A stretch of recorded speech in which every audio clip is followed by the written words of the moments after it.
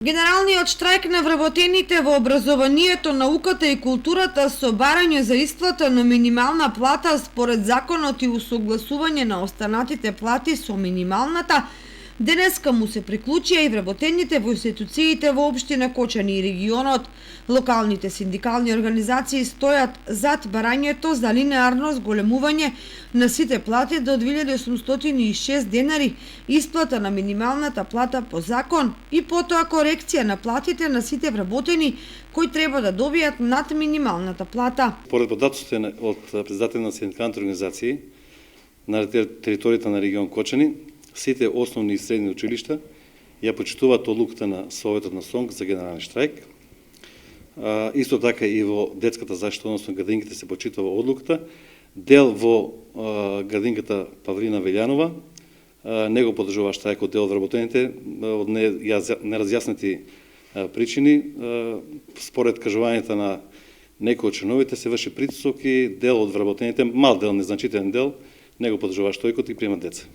Барањата се почитување на колективните договори, почитување на законите, закон за минимална плата, надомест за превоз на вработените, додаток за работа со командирани паралелки, додаток за работа со ученици со посебни потреби, надомест и регрес за годишен одмор, како што се исплаќа во стопанството и така натаму. Меѓутоа, главно и основно почитување на колективниот договор и законите. Председателката на синдикалната организација во основното училиште Марина Попиванова Јулија Златкова со следната изјава за штрајкот.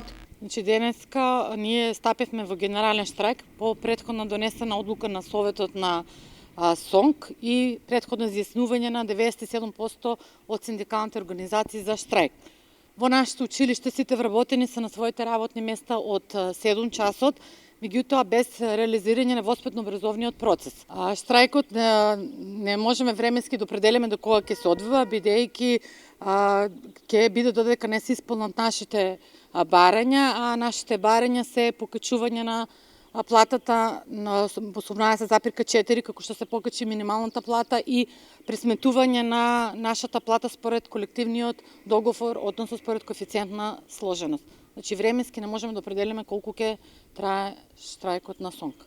Во сите 4 објекти на детската градинка Павлина Велјанова од утро во голем дел од вработените се приклучија на штрајкот и остануваат на ставот дека ќе штрајкуваат се до исполнување на нивните барања, информираше председателката на синдикалната организација во градинката Јованка Евтимова.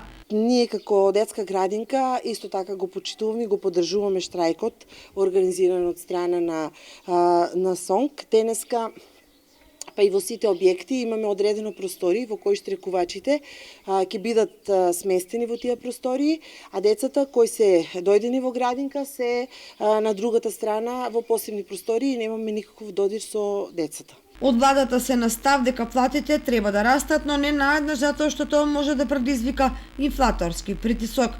Тие сметаат дека решенијата треба да се бараат преку преговори за сите страни да бидат задоволни, а не да се организираат протести и штрајкови.